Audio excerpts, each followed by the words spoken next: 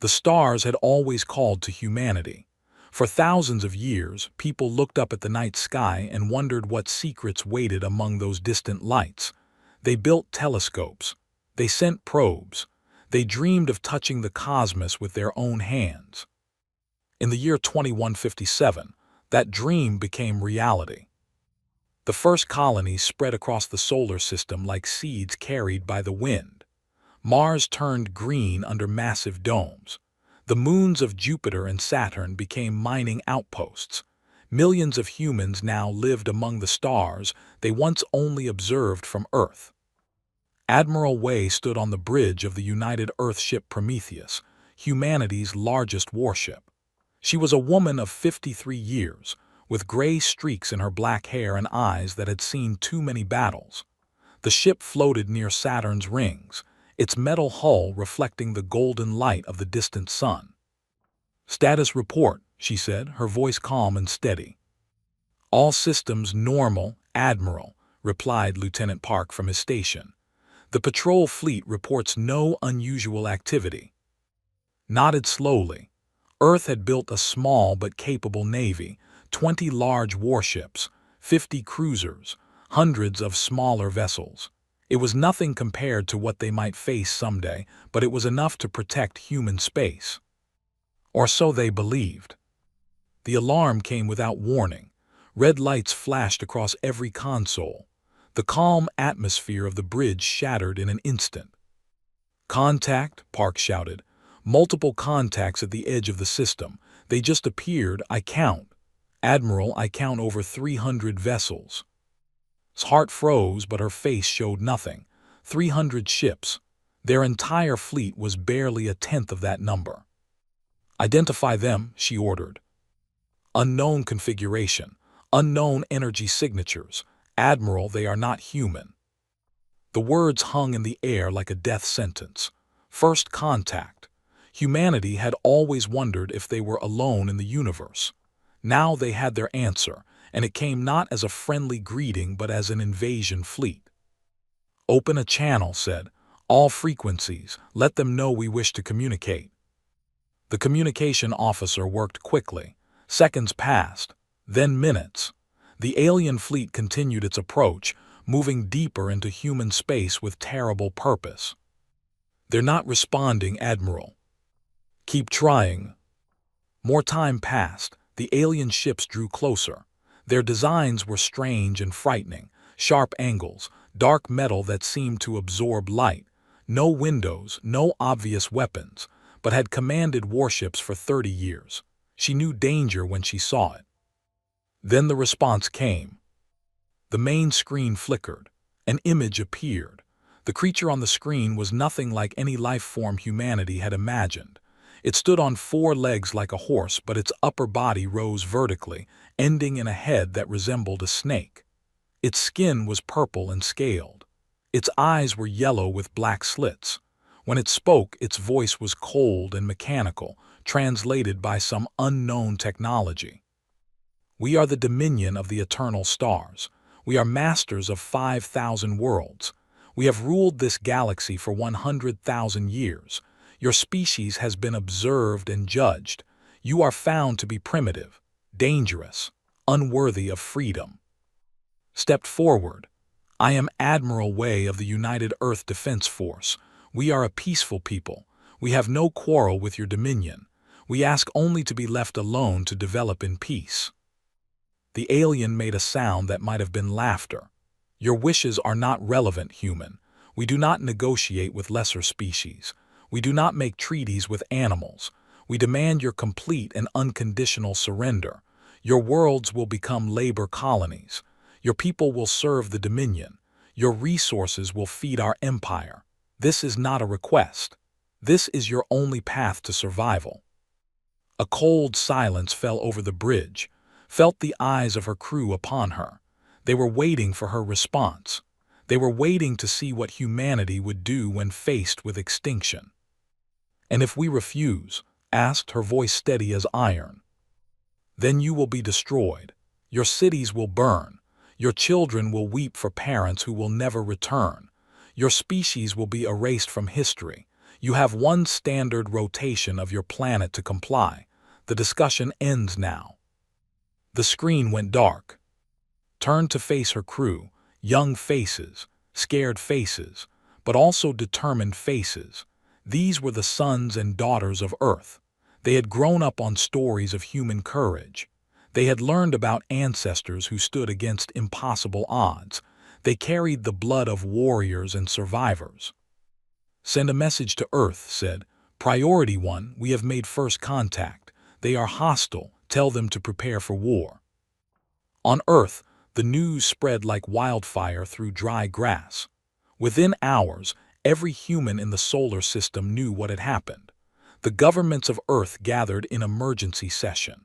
The United Nations building in Geneva overflowed with ambassadors and generals and scientists. President Maria Santos of the United Earth Council stood before them all. She was 60 years old, with silver hair and brown skin weathered by decades of public service. Her hands trembled slightly, but her voice did not waver. "We have received the Dominion's terms," she said. "Complete surrender, slavery, the end of human freedom forever." She paused, letting the words sink in. "They have given us 1 day to respond." The room erupted. Some called for surrender. Better to live as slaves than die as free people, they argued. Others demanded immediate attack. Some simply wept. Santos raised her hand for silence. "I have spoken with our military leaders. I have consulted with our scientists. I have searched my own heart for the answer, and I have reached a decision." She straightened her spine and looked directly into the cameras that broadcast her words to every human soul. "We will not surrender, not today, not ever.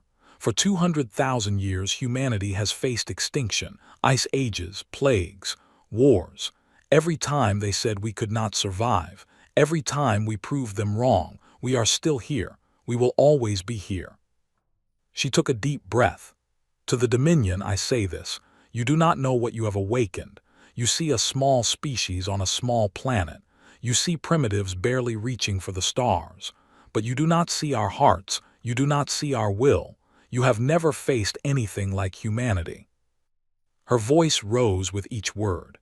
"We will fight you in the darkness between stars. We will fight you on the moons and planets. We will fight you in the corridors of our ships and the streets of our cities. We will never stop fighting. We will never bow. And even if you destroy us, we will make you pay such a price that your empire will remember the name of Earth for 10,000 years." Across the solar system, humans watched. Miners on asteroid stations, families in Mars colonies, soldiers on warships, children in schools. They all heard the same words. They all felt the same fire kindle in their chests. War was coming, and humanity would face it standing tall. The Dominion fleet moved slowly through the outer system. They were in no hurry. They had conquered thousands of species. Some had fought, most had surrendered, all had fallen. These humans would be no different. High Commander watched the tactical display with his 4 yellow eyes. He was old even by Dominion standards, with scales that had faded from purple to gray. He had led conquest fleets for 200 years. He had never failed. "The primitives refused to surrender," reported his subordinate, a younger warrior named. "Expected," replied.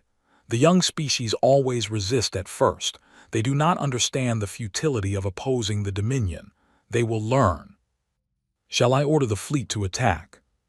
Considered, his 300 ships could crush the human defenses in hours. It would be simple, easy, but something bothered him, something in the human leader's words, something in her eyes. "No," he said finally. "Let them gather their forces. Let them prepare their defenses. Let them believe they have a chance. The despair will be when they realize the truth."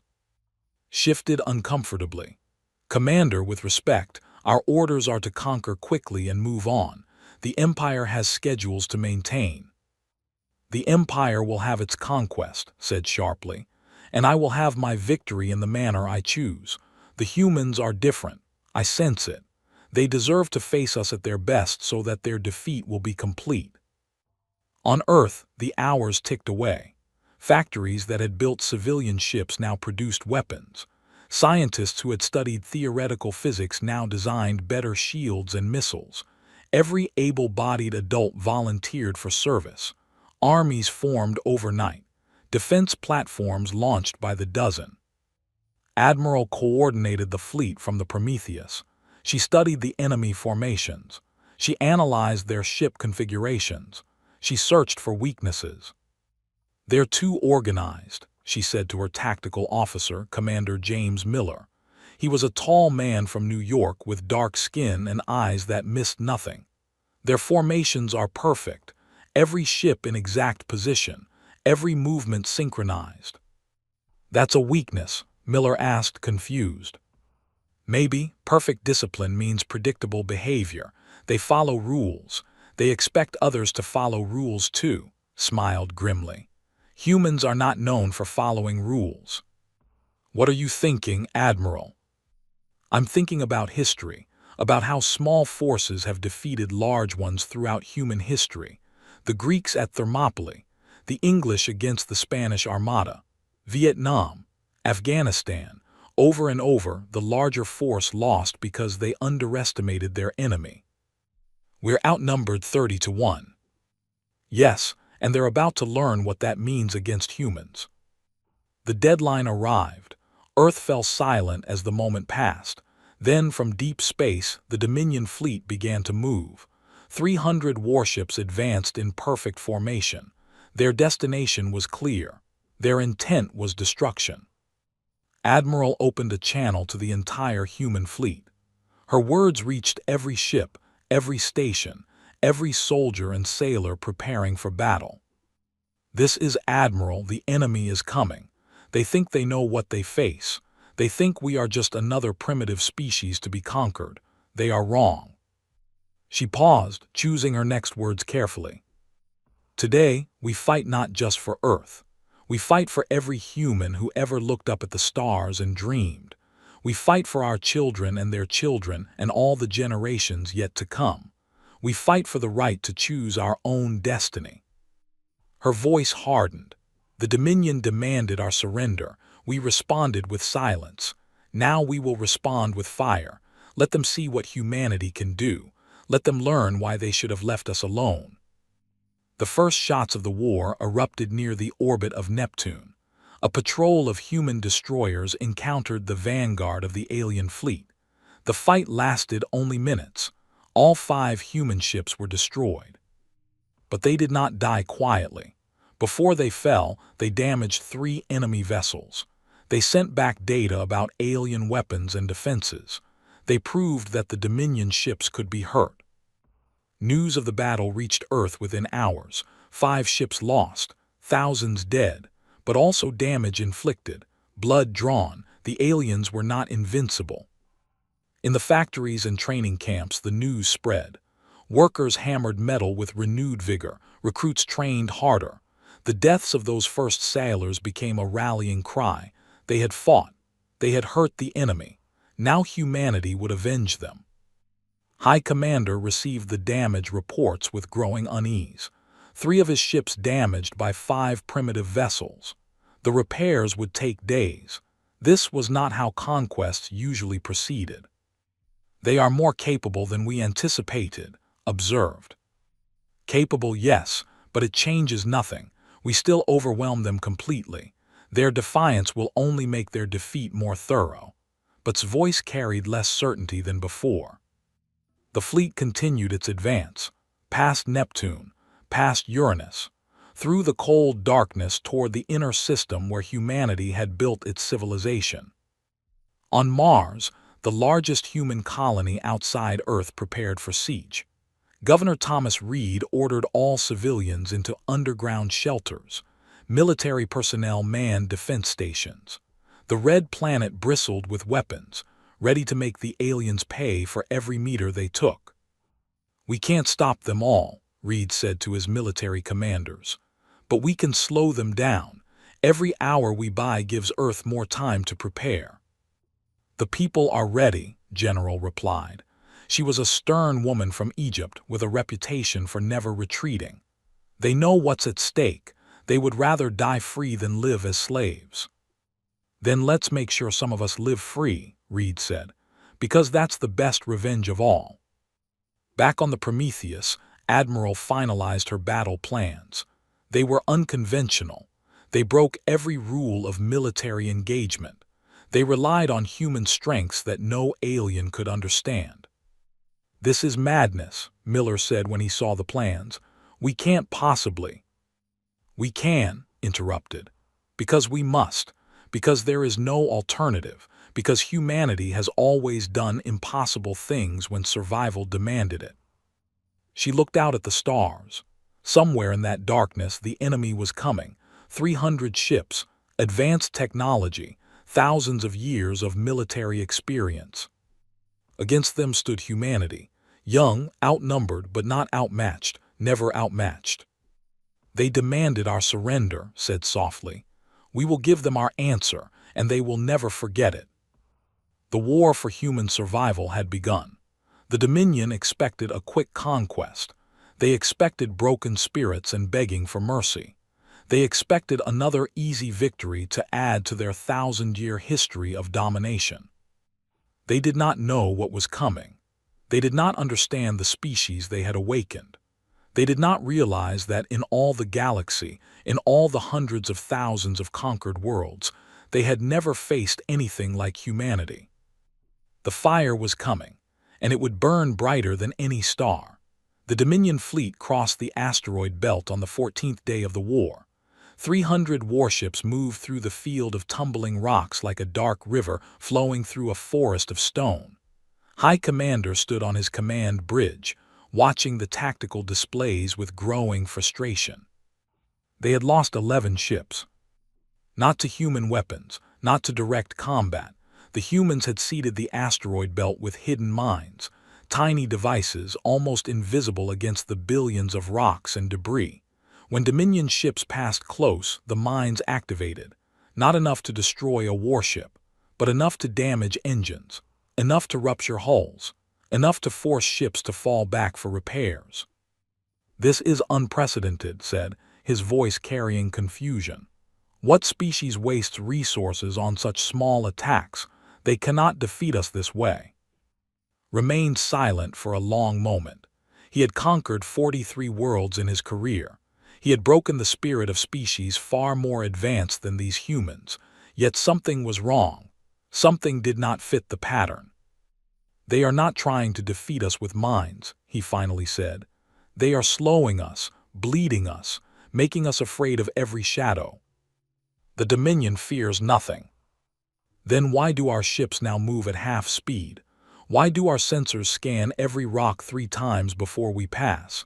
They have planted fear in our fleet, not with strength, with intelligence." The fleet emerged from the asteroid belt and entered the inner solar system. Ahead lay Mars, the first major human colony. Behind them lay a trail of damaged ships and the growing realization that this conquest would not be easy. On Mars, General watched the approaching fleet from her command bunker deep beneath the surface. The walls around her were thick metal and stone. The air was recycled. The lights were powered by fusion reactors that could run for years. "They're entering range of our outer defense platforms," her aide reported. "Let them come closer. I want them fully committed before we strike." Mars had been preparing for this moment for weeks. The red planet was now a fortress. Hundreds of defense platforms orbited in carefully positioned rings. Underground bunkers housed missiles and fighters. The terrain itself had been turned into a weapon. The Dominion fleet approached with casual arrogance. They expected token resistance. They expected to brush aside the primitive defenses and land troops within hours. They did not expect what came next. "Now," said quietly. The sky above Mars erupted with fire. Defense platforms opened up with everything they had. Missiles streaked through space by the thousands. Energy weapons painted lines of light across the darkness. Fighter craft launched from hidden bases on the 2 small moons and dove toward the enemy fleet. The Dominion ships raised shields and returned fire. The exchange was brutal. Platforms died in seconds, their debris creating new obstacles for attacking ships. Missiles exploded against alien hulls. Fighters wove through the chaos, attacking weak points and running before they could be destroyed. Admiral watched the battle from the Prometheus, positioned behind Mars in the shadow of the planet. Her main fleet waited with her, 20 warships, 50 cruisers, the entire might of humanity's space navy. The defense platforms are falling fast, Miller reported. Enemy losses are light, maybe 8 ships damaged.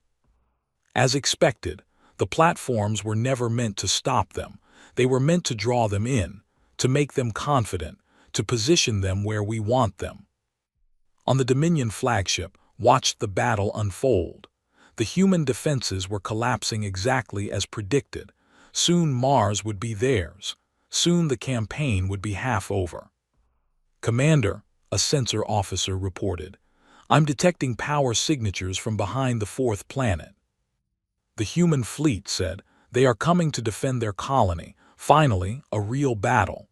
He straightened his upper body, his scales flushing slightly with anticipation. "Prepare for fleet engagement. We will crush them and end this war today." The human fleet emerged from behind Mars and charged directly at the Dominion formation. 20 ships against nearly 300. It was suicide. It was madness. It was exactly what expected from primitives too stupid to know when they were beaten. "They are brave," at least said, "foolish but brave." "Concentrate fire on their lead ship, the one called Prometheus. Destroy their commander and the rest will scatter." The Dominion fleet focused its weapons on the approaching human warship. Energy beams converged. Missiles launched by the dozens. The Prometheus should have been vaporized in seconds. It was not there. The image of the human fleet flickered and disappeared. Holographic projections. Decoys. The real human ships were still hidden behind Mars, their engines cold, their systems silent. "What is this?" demanded. "Find them, find the real fleet." Before his sensor officers could respond, the trap was sprung. Humanity had spent the past weeks preparing, not for a direct battle they could never win, but for something the Dominion had never encountered, something born from human history and human cunning. The asteroid belt had not been their only project. For months, human ships had been quietly placing objects throughout the inner solar system, in the rings of Saturn, in the debris fields around Jupiter, in the dust clouds between planets, thousands of packages waiting for this moment. They activated simultaneously. Nuclear weapons, hundreds of them, not aimed at ships, aimed at space itself. The explosions created electromagnetic storms that blinded Dominion sensors. The debris from hidden satellites created clouds of shrapnel that damaged shields. The carefully positioned charges altered the orbits of nearby rocks and debris, sending them crashing into the enemy fleet. It was chaos, pure, beautiful human chaos. The Dominion fleet scattered. Their perfect formation broke apart as ships tried to avoid the sudden storm of destruction. Communications failed. Sensors went blind. For precious minutes, the most powerful military force in the galaxy was helpless. Admiral did not waste those minutes. The real human fleet emerged from hiding, not in front of the enemy, behind them. The human ships had used the planet's gravity to slingshot around Mars at incredible speed, emerging in the perfect position to strike. "All ships fire at will," ordered. "Make them remember this day." Human missiles and energy weapons found their targets. Ships that had survived 1,000 battles fell to weapons they considered primitive. The Dominion fleet was hit from behind while still recovering from the electromagnetic storms. It was the worst military disaster in their recorded history. When the chaos finally cleared, the Dominion had lost 32 warships. Another 57 were damaged. The human losses were 3 cruisers and several fighter squadrons. It was not the victory that would win the war, but it was the victory that proved the war could be won. High Commander stared at the damage reports with disbelief. His fleet had been humiliated. His perfect record was shattered. These primitives, these animals, had outmaneuvered him. How, he whispered, how is this possible? No one on his bridge had an answer. On Earth, the news of the battle spread within hours. People danced in the streets. Strangers embraced. For the first time since the Dominion arrived, there was hope. President Santos addressed the world again. Her voice was strong, but tears streamed down her face. Today, our brave defenders proved that the Dominion can be beaten. Today, the galaxy learned that humanity will not go quietly into the darkness. Today, we showed them what we are made of. She paused to compose herself. But the war is not over. The enemy still outnumbers us. They will come again and they will be angry. We must continue to fight. We must continue to believe. And we must continue to surprise them. On Mars, General walked through the ruins of her defense platforms. The battle had cost many lives. Good people, brave people. Their sacrifice had made the victory possible. "Get me a channel to the Admiral," she said to her aide. His face appeared on the screen moments later. The Admiral looked tired but triumphant. "General, your defense was magnificent." "It was costly," replied, "but worth it. What happens now?" "Now they know we can hurt them. They will be more careful, more cautious. That gives us time." The expression grew serious. "But we need more than time. We need allies." "Allies? The Dominion controls the galaxy.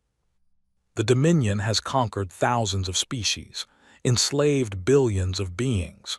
Do you think they are all happy about it? Do you think none of them dream of freedom? Consider this. You want to start a rebellion. I want to give the galaxy hope. The same hope we found today. If we can prove that the Dominion can be beaten, others might find the courage to fight." In the distant reaches of Dominion space, word of the battle spread through secret channels. Slave workers whispered to each other in the darkness of mines. Conquered species passed messages through hidden networks. For the first time in thousands of years, there was news of a species that had stood against the masters. Humanity had done the impossible. They had made the Dominion bleed. On a forgotten world at the edge of the Empire, a being named Sora heard the news. She was tall and thin, with blue skin and large black eyes. Her species, had been conquered 20,000 years ago. They had served the Dominion ever since, their spirits broken, their resistance crushed. But Sora remembered the old stories, tales of when her people were free, legends of heroes who had fought against the darkness before history began. She had always thought those stories were just myths. Now she wondered. "Is it true?" she asked the worker who had brought the news. "Did the humans really defeat a Dominion fleet?" "Not defeat, damaged, humiliated, but they survived, they fought back." The worker's voice carried wonder. "No one has done that in 100 generations." Sora looked up at the stars through the dirty window of her barracks. Somewhere out there, a species was fighting for freedom, a species that refused to surrender, a species that had done what everyone thought was impossible. "Tell others," she said quietly. "Tell everyone. The galaxy needs to know that hope still exists." Back in the solar system, the Dominion fleet regrouped near Jupiter. High Commander had been forced to accept the unthinkable. He needed to call for reinforcements. "This is humiliating," said as the communication was prepared. "We were sent to conquer a primitive species. Now we must ask for help." "Pride means nothing," replied. His voice was cold now, his arrogance burned away by the fires of battle. "These humans are not what we expected. They think differently than any species we have encountered. They do not fight like civilized beings. They fight like animals, like demons. We will still destroy them." "Yes, we will, but it will cost us more than we imagined." Turned to face his subordinate. "Send the message. Request 50 additional warships. Request specialized ground troops. Request everything we might need to ensure complete victory." The message went out across the vast distances of space. The Dominion Empire learned that their conquest of Earth had encountered unexpected resistance. The rulers in their distant throne world noted the news with interest. No species had resisted successfully in thousands of years. These humans bore watching. On Earth, Admiral planned her next move. The victory at Mars had bought time, but not much. When the reinforcements arrived, the enemy would be even more overwhelming. She needed to use the time wisely. "We need to hit them while they're recovering," she said to her commanders. "Quick strikes, hit and run, make them afraid to sleep, make them see human ships in every shadow." "Our ships can't match theirs in direct combat," Commander Miller pointed out. "Then we won't fight directly, we'll fight our way, the way humans have always fought when outnumbered." Pulled up a star chart. "Here, here, and here. Their supply lines, their communication relays, their sensor stations. We don't need to destroy their fleet. We need to make them paranoid. We need to make them spread thin. We need to make this conquest cost them more than it's worth." The human strategy was clear. They could not win by strength. They would win by will, by cunning, by the simple refusal to accept defeat. Over the following weeks, the humans launched dozens of raids. Small ships would appear from nowhere, attack Dominion positions, and vanish before the enemy could respond. Supply convoys were ambushed. Sensor stations were destroyed. Repair ships were captured and their contents distributed to human forces. The Dominion had never faced anything like it.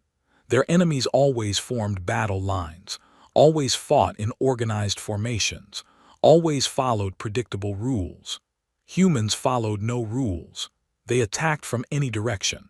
They retreated when strong and attacked when it seemed most illogical. They turned every advantage into a trap. High Commander found himself unable to sleep. Every report brought news of another raid, another loss, another humiliation. His fleet sat near Jupiter, afraid to advance without reinforcements, unable to retreat without admitting defeat. "They are everywhere," he muttered one night, alone in his quarters. "And nowhere. How do you fight an enemy you cannot find? How do you break a spirit that refuses to bend?" The reinforcements arrived 60 days after the Battle of Mars. 50 fresh warships joined the invasion fleet. The Dominion force now numbered over 300 combat vessels. Surely this would be enough. Organized his fleet for the final assault. Mars would be bypassed. Earth was the target. Once the home world fell, resistance would crumble. The humans would finally accept their fate. The fleet began its advance toward the blue planet that had caused so much trouble. This time, they moved carefully. Every sensor scanned constantly. Every ship was ready for ambush. They would not be surprised again. Admiral watched them come. The human fleet had grown slightly during the pause. Some new ships, some captured alien vessels converted to human use, but they were still outnumbered 10 to 1. "This is it," she said to her command staff. "They're coming for Earth. We make our stand here." "Can we win?" someone asked. Smiled. It was not a happy smile. It was the smile of a warrior facing her final battle. "Probably not, but we can make them bleed. We can make them suffer.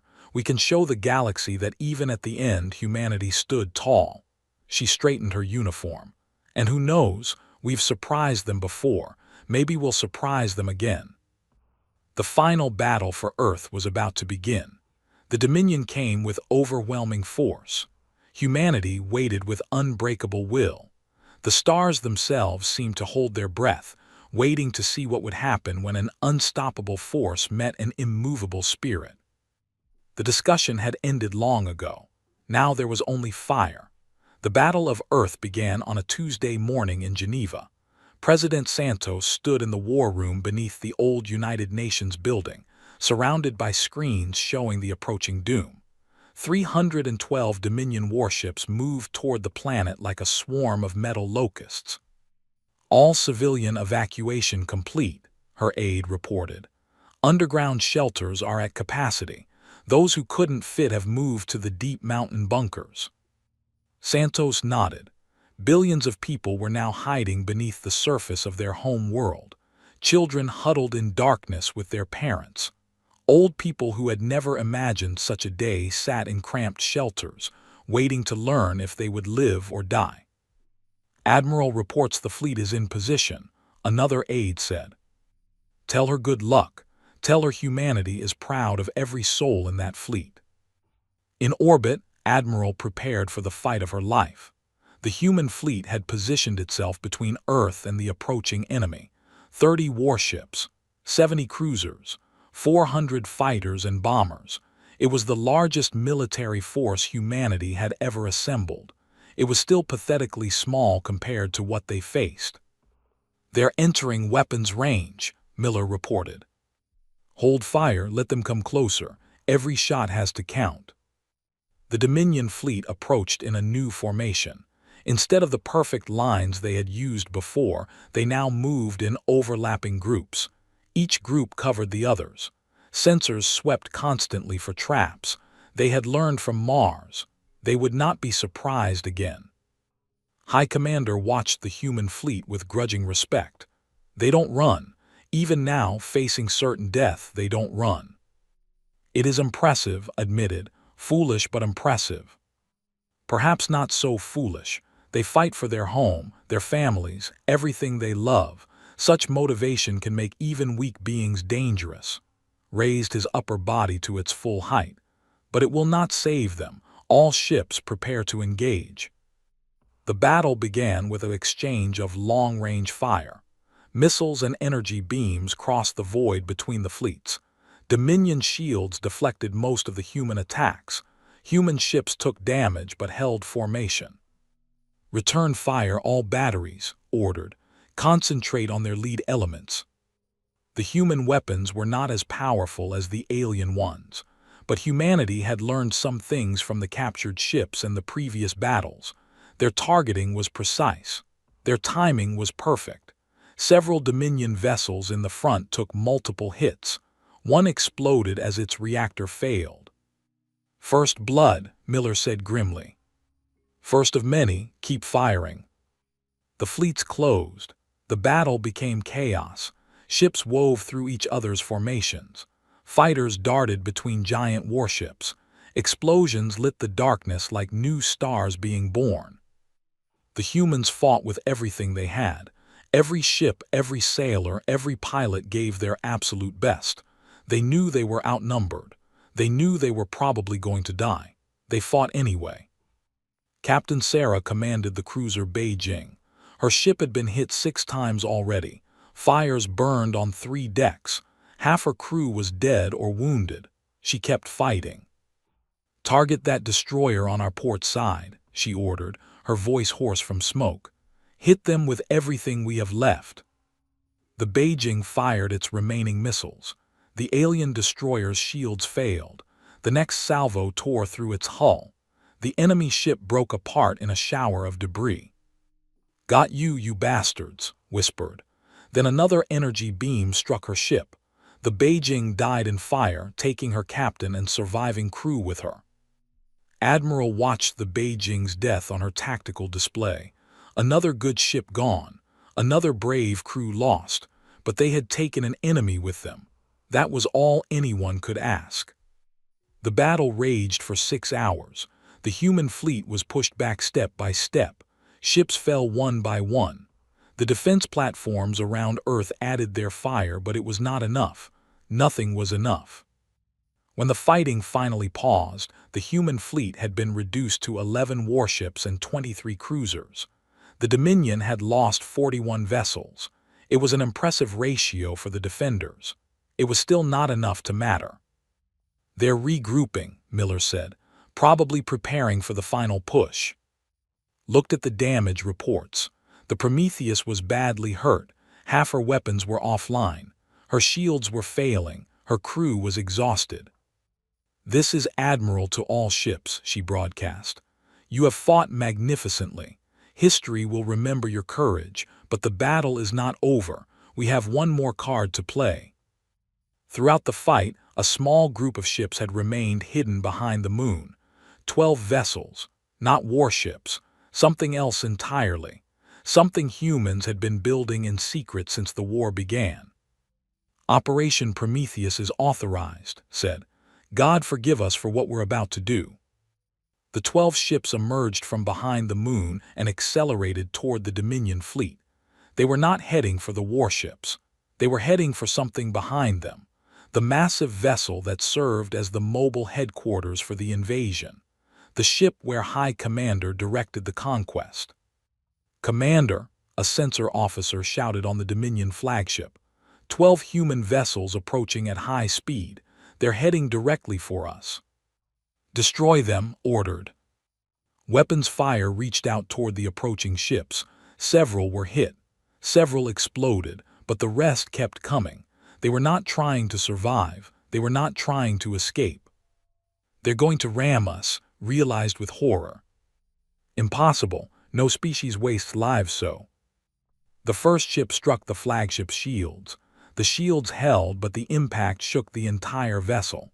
Then the ship exploded, not with conventional explosives, with something far worse. Humanity had built nuclear bombs since 1945. They had spent decades making them more powerful.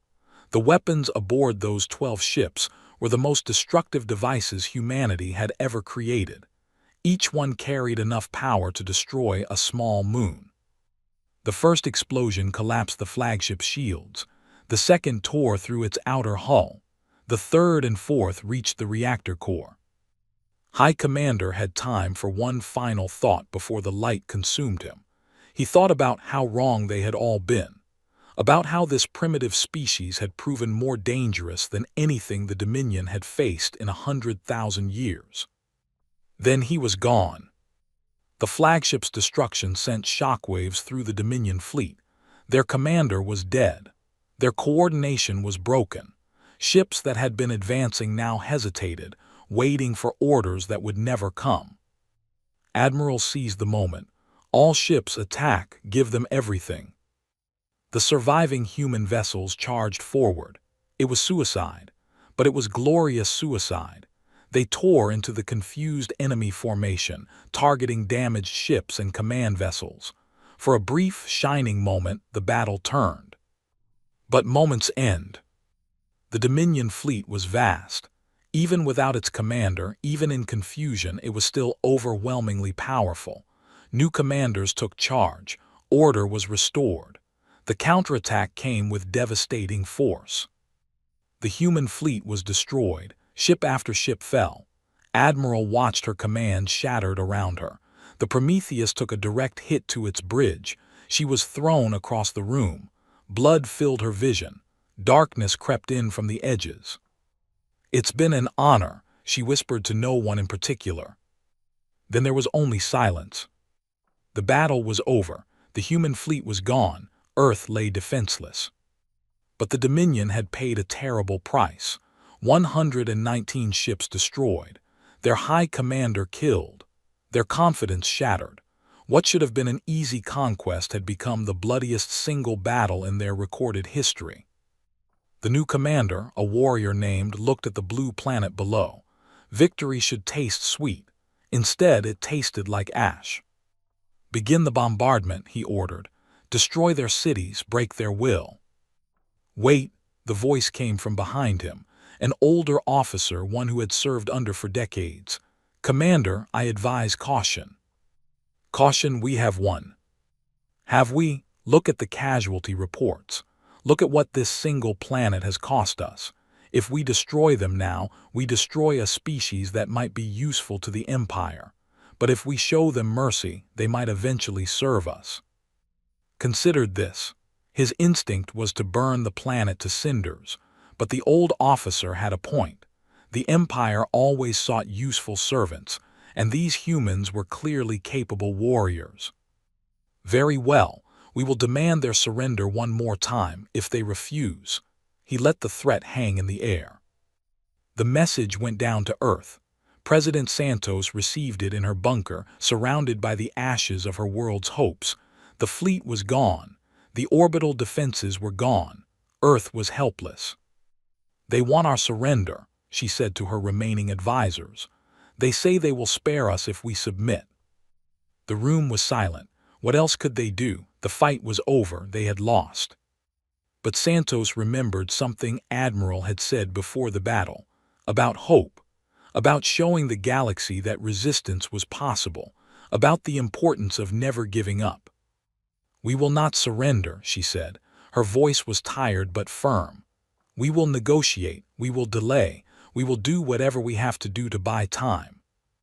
"Buy time for what?" someone asked. "There's nothing left." "There's always something left. As long as one human draws breath, as long as one heart beats with defiance, there is hope." Santos straightened her spine. "Send a message. Tell them we wish to discuss terms. Tell them anything they want to hear. Just give me time." The Dominion agreed to negotiations, not out of mercy, out of calculation. A living labor force was more valuable than a dead planet, and truth be told, no one wanted to fight these humans anymore. Better to let them surrender peacefully. Days passed, then weeks. The talks went nowhere as Santos intended. Every time the Dominion demanded something, the humans asked for clarification. Every time an agreement seemed close, new objections arose. It was deliberate delay, and both sides knew it. But while the diplomats talked, other things were happening. Across the galaxy, word of the Battle of Earth spread like wildfire. The details were exaggerated. The numbers were inflated, but the core truth remained. A primitive species had taken on the mighty Dominion and fought them to a standstill. They had killed a high commander. They had destroyed over 100 warships. They had shown that the masters could bleed. On 1,000 worlds, slaves began to whisper. On 100 planets, conquered peoples began to remember their own histories of resistance. The fire that humanity had started was spreading. Sara, the blue-skinned who had heard the first news of human resistance, had been busy. She had connections. She knew people. She had spent her whole life secretly preserving the memory of her people's freedom. "It's time," she told her closest allies. "The humans have shown us the way. The Dominion is not invincible. They can be hurt. They can be beaten. What can we do? We have no weapons, no ships. We have numbers, we have knowledge. We have access to their systems, their infrastructure, their supply chains. We are everywhere because they need us to run their empire." Sora's black eyes gleamed with determination. "Start small. Sabotage, delays, accidents. Nothing that can be traced. Nothing that seems deliberate, just enough to make things difficult." The rebellion began quietly. A power plant that failed at a critical moment. A shipment of weapons that went to the wrong destination. A communication relay that developed mysterious glitches. Nothing major. Nothing obvious. Just 1,000 small cuts that began to bleed the empire. On Earth, Santos received secret messages through channels she didn't know existed. Beings she had never heard of were reaching out. They called themselves the Free People's Coalition. They had been waiting in the shadows for generations, hopping for a spark that might ignite resistance. Humanity had provided that spark. "We cannot free you yet," the messages said. "But we can help. We can share intelligence. We can coordinate our efforts. We can prepare for the day when open rebellion becomes possible." Santos replied with tears in her eyes. They were not alone. In all the darkness of the galaxy, they were not alone. Months passed. The negotiations continued. The Dominion grew frustrated but did not force the issue. They had other concerns now. Reports of problems throughout the empire. Nothing serious. Nothing they couldn't handle, but annoying, distracting. On Earth, humanity waited. They rebuilt what they could. They trained new soldiers. They prepared for whatever came next. They had lost the battle. They had lost the war. But they had not lost themselves. And somewhere in the vast darkness between stars, a fleet was being built. Not by humans, by others, by all the species who had watched humanity stand and found their own courage. The Dominion's time was running out. They just didn't know it yet. 2 years had passed since the Battle of Earth. The Dominion occupation had settled into an uneasy stalemate. Their fleet maintained orbit around the planet. Their troops controlled the major cities, but they did not control the people. Humans proved to be impossible occupiers. They smiled and nodded and seemed to obey. Then supply depots mysteriously exploded. Dominion patrols disappeared in the night. Equipment failed at critical moments. It was never open rebellion. It was death by 1,000 cuts. Commander stood in the ruins of what had been a major supply base in North America. The explosion had killed 40 Dominion soldiers. No human bodies were found. "How do they keep doing this?" he demanded of his intelligence officers. "We have sensors everywhere.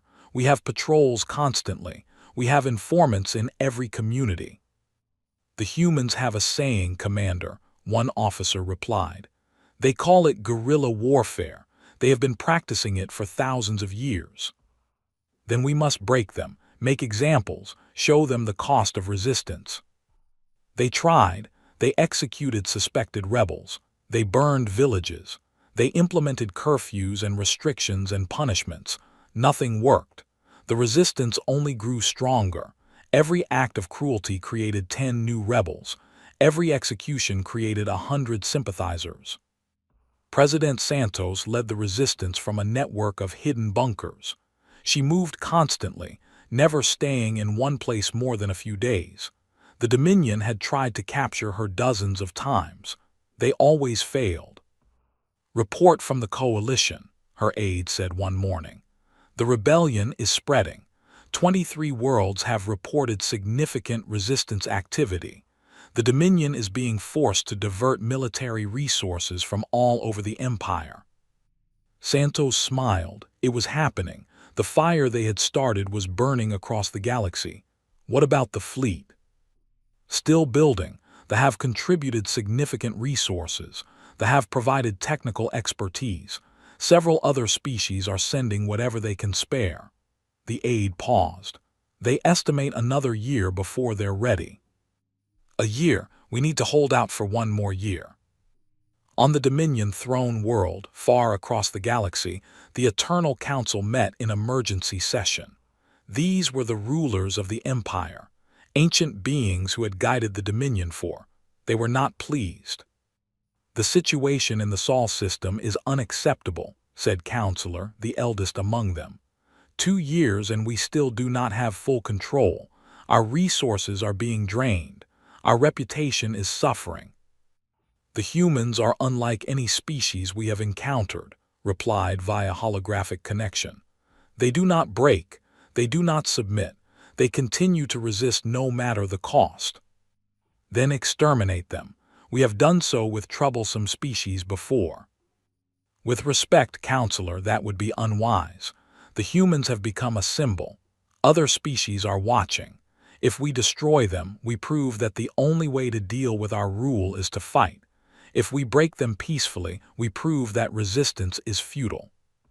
The council deliberated for hours. Finally, they reached a decision. "You will have one more year," said. "1 year to pacify the Sol system completely. If you fail, we will send the extinction fleet. The humans will be erased from existence, along with any species that has sympathized with them." Ended the communication with a heavy heart. The extinction fleet, 3,000 warships designed for one purpose: total annihilation. If they were deployed, no one in the Sol system would survive. Back on Earth, Santos received intelligence about the Council's decision. Her network of informants had grown remarkably effective. The Coalition's espionage capabilities far exceeded anything she had imagined. "1 year," she said to her commanders. "We have 1 year before they bring the hammer down. We need to accelerate everything." Commander James Miller had survived the Battle of Earth. He had been pulled from the wreckage of the Prometheus, badly wounded but alive. Now he led the military resistance on the ground. "We have hidden manufacturing facilities across the planet," he reported. "We've been building ships in underground hangars. Fighters mostly, but also a few larger vessels. We won't have anything like the fleet we lost, but we won't be defenseless either." "How many ships?" 50 fighters, 10 armed shuttles, 2 cruisers assembled from salvaged parts. Miller shook his head. It's not enough to fight the occupation fleet, let alone an extinction force. It doesn't have to be enough. It just has to buy time. The coalition fleet is our real hope. Across the galaxy, the Free People's Coalition worked feverishly. Sara had become one of its key leaders. Her organizational skills and knowledge of Dominion systems made her invaluable. The fleet is at 60% capacity, she reported to the Council of Free Peoples, a gathering of representatives from 24 species. We have ships from 14 different worlds, weapons from 20, crews from everywhere. Will it be enough? Asked a massive being from a species called the. His people had been among the first conquered by the Dominion 30,000 years ago. They had never forgotten.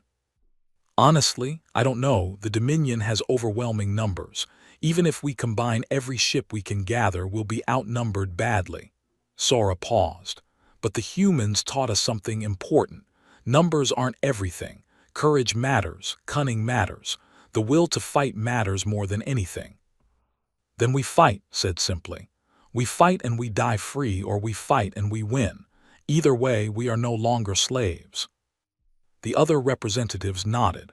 They had all made the same calculation. Better to die on their feet than live on their knees. On Earth, the resistance stepped up its activities. Not just sabotage now, but direct attacks. A patrol ambushed here. A supply convoy destroyed there. The occupation forces found themselves under constant pressure. Commander responded with increased brutality. Hostages were taken. Collective punishment was implemented. For every Dominion soldier killed, 10 human prisoners would be executed. It didn't work. The humans kept fighting. They are insane, said one night alone in his quarters. They know they cannot win. They know we will eventually crush them, yet they fight on. Why? What drives them? He would never understand.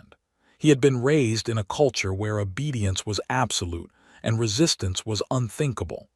The concept of fighting for abstract ideas like freedom and dignity made no sense to him. President Santos understood perfectly. She had grown up on stories of human history, of the American Revolution and the French Resistance, of all the times when ordinary people had faced impossible odds and refused to surrender. They think we're fighting to win, she said to Miller one evening. We're not. We're fighting because we must, because giving up would mean giving up everything that makes us human. Even if we lose, even if they destroy us all, we will have shown the galaxy what courage looks like. Is that enough? It has to be, because it's all we have. The months passed, the coalition fleet grew, the resistance on Earth intensified, and the deadline approached. 6 months before the extinction fleet was scheduled to arrive, something unexpected happened. A Dominion cruiser appeared in the Sol system, broadcasting on all frequencies. This is commander of the Dominion vessel Harbinger. I wish to defect. The message caused chaos on both sides, demanded to know what was happening. Santos ordered maximum caution, but the transmission continued. I have served the Dominion for 300 years. I have conquered worlds. I have broken species. I always believed it was right. That order required control. That peace required submission. Paused. Then I watched the humans. I saw them fight when there was no hope. I saw them die rather than surrender their spirit. And I realized that everything I believed was wrong. The Harbinger approached Earth slowly, its weapons powered down, its shields lowered. It was completely vulnerable. A single human missile could destroy it. I bring information, continued. Information about the extinction fleet, its composition, its tactics, its weaknesses, and I bring myself. I am a warrior. I will fight alongside you. I will help you defeat the masters who raised me. Because some things are more important than loyalty to an empire. Things like honor, things like freedom, things like hope. Santos took a chance. She allowed the Harbinger to land. She met face to face. He was tall and reptilian, with scales that had once been bright green but had faded to gray with age. "Why should I trust you?" she asked. "You shouldn't," replied honestly. "I have done terrible things. I have destroyed civilizations. I have murdered innocents. Nothing I do now can erase that." His eyes met hers. "But I can choose what I do next, and I choose to stand with you, even if it costs me everything, even if I die remembered as a traitor to my people." "Why?" "Because I watched a human captain ram her ship into our flagship. I saw her face on the sensors in the moment before impact. She was smiling. She knew she was about to die, and she was smiling. In that moment, I understood something I had never understood before." His voice dropped to a whisper. "I understood what it meant to be truly free."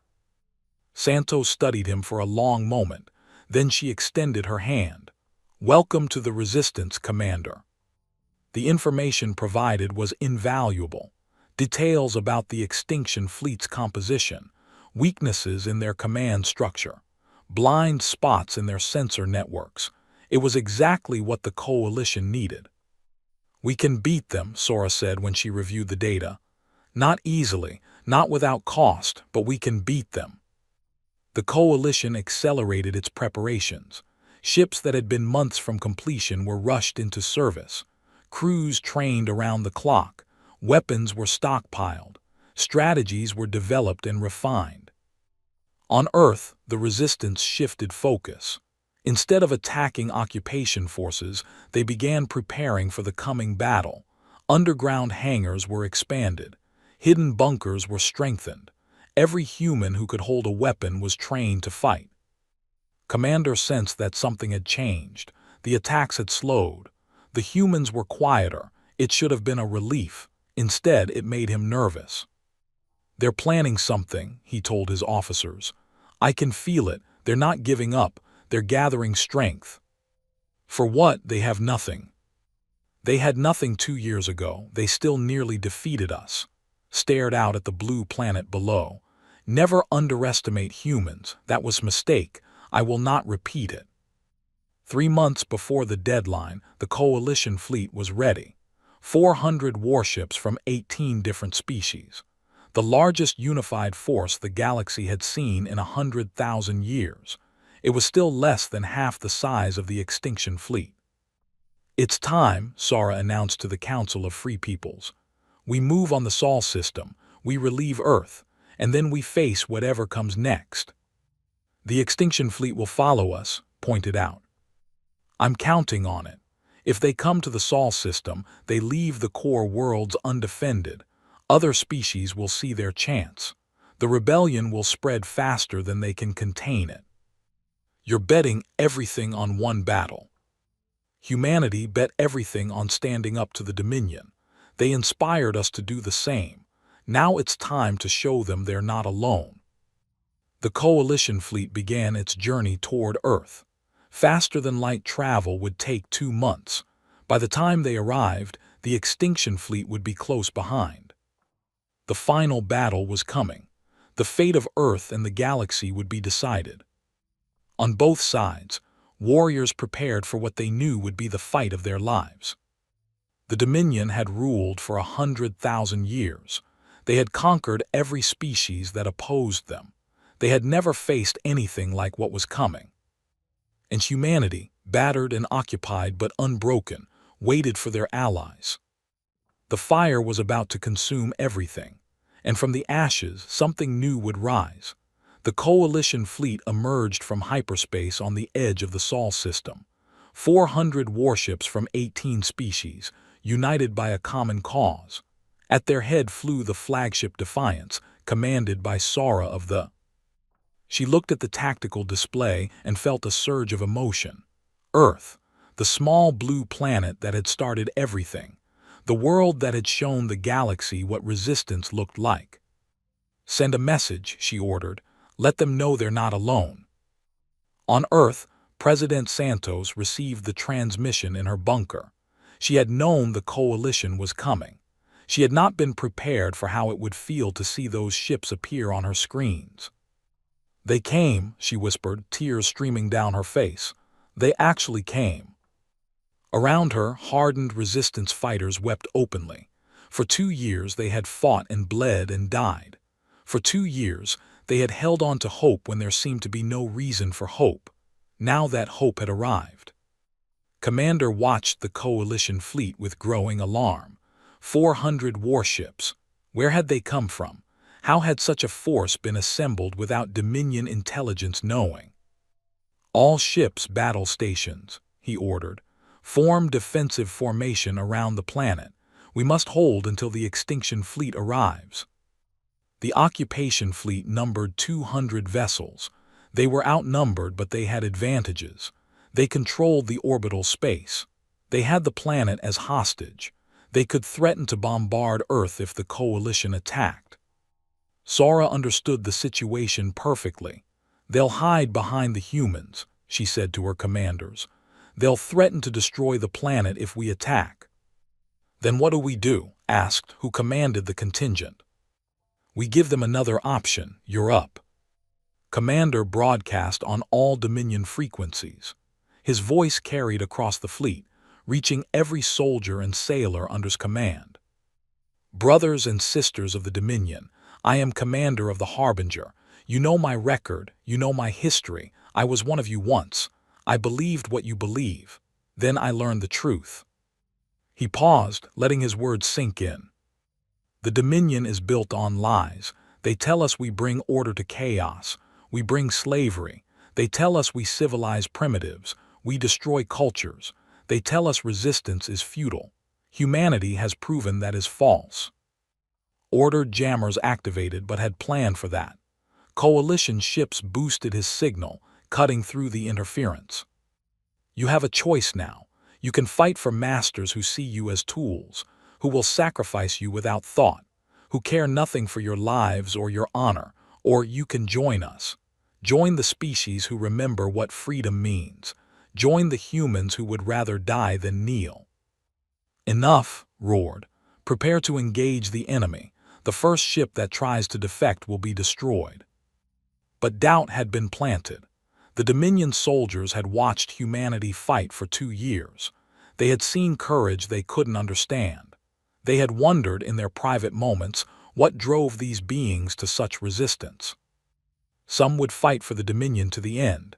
Others were not so sure. The standoff continued for hours. Neither fleet moved. Neither wanted to fire the first shot. Both waited for the arrival of the extinction fleet. On Earth, the resistance prepared. Hidden hangars opened. Secret runways cleared. Humanity's remaining ships lifted off, joining the coalition fleet. 50 fighters, 10 shuttles, 2 cruisers built from salvaged parts. It was nothing compared to the forces above, but it was everything humanity had. Commander Miller led the small fleet personally. He had nearly died defending Earth once. He was ready to do so again. Human fleet reporting for duty, he transmitted to the Defiance. Sora smiled. Welcome, Commander. Your timing is excellent. We've been waiting 2 years for this moment. Tell us where you need us. The extinction fleet arrived 3 days later. 3,000 warships emerged from hyperspace, blotting out the stars. It was the largest military force the Dominion had ever deployed. It was designed for one purpose: total annihilation. Admiral commanded the fleet from his massive dreadnought. He was the oldest warrior in Dominion service, with victories stretching back 50,000 years. He had never lost a battle. The rebels have gathered in one place, he observed. How convenient, we can destroy them all at once. Admiral, our forces in the system report the coalition fleet is larger than anticipated, and there are signs of rebellion spreading to other sectors. Irrelevant. Once we destroy this fleet and the human, the rebellion will collapse. All uprisings need symbols. We will erase their symbol today. The combined coalition and human fleet faced the extinction fleet across the void. 450 ships against 3,000. It should have been impossible. But humanity had taught the galaxy that impossible was just a word. Sora addressed all coalition forces. Today we fight not just for Earth. We fight for every species ever conquered by the Dominion. We fight for children not yet born who deserve to grow up free. We fight for the simple right to choose our own destiny." She took a deep breath. The enemy has numbers, they have power. They have 100,000 years of conquest behind them, but we have something they have never faced. We have unity, we have courage, and we have learned from the best teachers in the galaxy. Her voice rose. Humans showed us how to fight when there is no hope. They showed us that the spirit cannot be conquered. They showed us that one small world can shake an empire. Today, we honor their lesson. Today, we show the Dominion what free peoples can do. The battle began. Admiral expected a conventional engagement. The coalition would form lines. They would exchange fire. They would be gradually overwhelmed by superior numbers. Standard tactics against superior forces. The coalition did not use standard tactics. They had learned from humanity. Small ships darted through the Dominion formation, targeting command vessels and communication relays. Larger ships worked in coordinated groups, focusing fire on weak points in the enemy formation. Hidden weapons platforms activated throughout the system, placed there months ago by human resistance fighters. Nuclear mines detonated in patterns that disrupted Dominion sensors. Holographic decoys drew fire away from real ships. Captured Dominion vessels transmitted false orders, creating confusion among the enemy. It was chaos, beautiful, deadly human chaos. Found himself fighting blind. His carefully organized fleet fell into disorder. Ships that should have been supporting each other were scattered and vulnerable. The coalition was everywhere at once, striking and fatting like ghosts. "This is not possible," he said, watching his tactical display fragment into confusion. "No force can fight like this." "The humans can," his aide replied quietly, "and they have taught others." The battle raged for 12 hours. The extinction fleet's numbers began to tell. Coalition ships fell one by one. The defenders were pushed back toward Earth. It seemed like the end was coming. Then something unprecedented happened. Ships within the Dominion fleet began turning on each other. Commander's message had done its work. Officers who had listened, who had wondered, who had felt the first stirrings of doubt, made their choice. 30 Dominion vessels defected to the coalition, then 50, then more. Traitors screamed, "Destroy them all."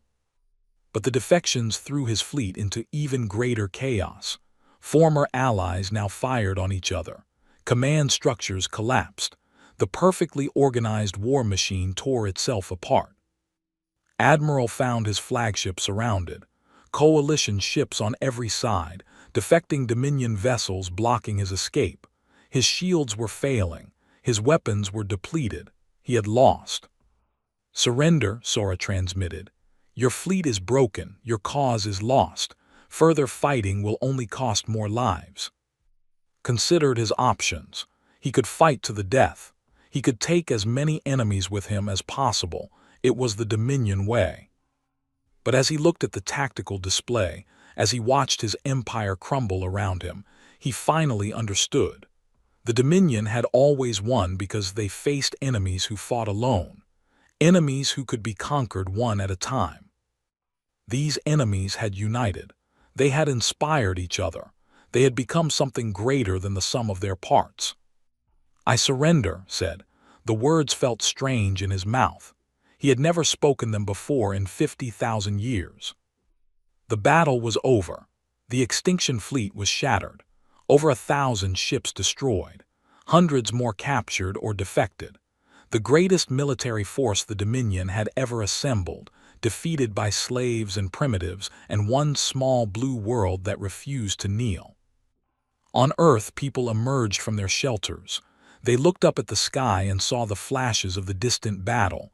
They had no way to know what was happening, but they hoped, they prayed, they believed. When the news came, when they learned that the coalition had won, the celebration was beyond anything in human history. Strangers embraced in the streets. Enemies forgave each other. families reunited after years of separation. President Santos stood before the cameras, broadcasting to a world and a galaxy. Today, freedom won. Today, the species of the galaxy prove that courage is stronger than fear, that unity is stronger than tyranny, that the light of hope can never be fully extinguished, no matter how dark the night. She paused, composing herself. But this is not just our victory. It belongs to every being who ever dreamed of freedom. It belongs to our allies who crossed the galaxy to stand with us. It belongs to the brave souls of every species who gave their lives for this moment. Her voice strengthened. The war is not over. The Dominion still controls vast territories. Billions still live in chains. But today proved that their power can be broken. Today proved that the future belongs to those who fight for it. She smiled through her tears. To the galaxy we say this: you are not alone, you never were, and together there is nothing we cannot accomplish. The coalition maintained its position in the Sol system as word of the victory spread across the galaxy. Rebellion erupted on 100 worlds. Species that had been conquered rose up against their masters. The Dominion Council tried to respond. They sent fleets to suppress the uprisings, but for every rebellion they crushed, 2 more began. The Empire was bleeding from 1,000 wounds. Sora addressed the Council of Free Peoples. We have won the first great battle, but the war will continue for years, perhaps decades. The Dominion will not fall easily. Then what do? Asked a representative from a newly freed world. We do what the humans taught us. We fight. We endure. We never give up. Sora looked around the room. And we remember why we fight. Not for revenge, not for conquest, but for the right of every being to live free. Commander Miller was promoted to Admiral, leading Earth's rebuilt fleet. He stood on the bridge of a new warship, one built by human and alien hands working together. He thought about Admiral, who had given her life defending Earth, about all the brave souls who had fallen. We'll finish what you started, he whispered to the stars. I promise. Years passed. The war continued. The Dominion retreated world by world, system by system. The coalition grew stronger with each victory. New species joined. Former Dominion soldiers changed sides. Finally, 20 years after humanity's first contact with the Dominion, the war ended. The Dominion Council surrendered unconditionally. The empire that had ruled for 100,000 years was no more. In its place, a new galactic community emerged. The Free People's Alliance, founded on principles that humans had lived by for centuries: democracy, freedom, the rights of all beings to determine their own destiny. President Santos, now elderly but still sharp, attended the signing ceremony on the former Dominion throne world. She stood beside Sora, beside representatives of hundreds of species. 100,000 years of tyranny ends today, the representative of the new alliance declared. A new era begins, an era of cooperation, of freedom, of hope. Santos smiled. She thought about that day so long ago when the Dominion first arrived, when they demanded surrender, when they expected humanity to bow. They didn't know what they were starting, she said quietly to Sora. No, they thought they were conquering another primitive species. Instead, they awakened something that will change the galaxy forever. On Earth, a monument stood in Geneva, where the United Nations building had once stood. It honored all those who had fought in the war: Admiral, Captain, the crews of the ships that had rammed the original flagship, the resistance fighters who had died in shadows, the ordinary humans who had simply refused to give up. The inscription read, "They demanded surrender." The discussion ended. Humanity responded with fire, and from that fire freedom was born. Visitors came from across the galaxy to see it. Beings of every shape and color stood before the monument and wondered at the species that had started everything. The small, fragile creatures who had faced extinction and refused to accept it. They came to understand something important. Humanity was not special because of their strength or their technology. They were special because of their spirit, their absolute refusal to surrender, no matter the odds, their ability to inspire others to find that same courage within themselves. The galaxy had been changed forever by a species that had barely left their home system when the war began. Changed by people who looked up at the stars and saw not threats but possibilities. Changed by a simple truth that humans had always known, that freedom is worth any price. The Dominion had demanded surrender. They had expected obedience. They had assumed that humanity would be like every other species they had conquered. They had been wrong. Humanity had responded with fire. And in the end, that fire had burned away the chains of an empire and lit the way to a better future for all. The stars no longer seemed so cold and distant. They were home now, home to humans and to all the species who had found their freedom beside them, home to hope. And somewhere in the eternal night between galaxies, if you listened carefully, you could almost hear the echo of humanity's answer to the Dominion's demand. No, never, not now, not ever. The fire burned on,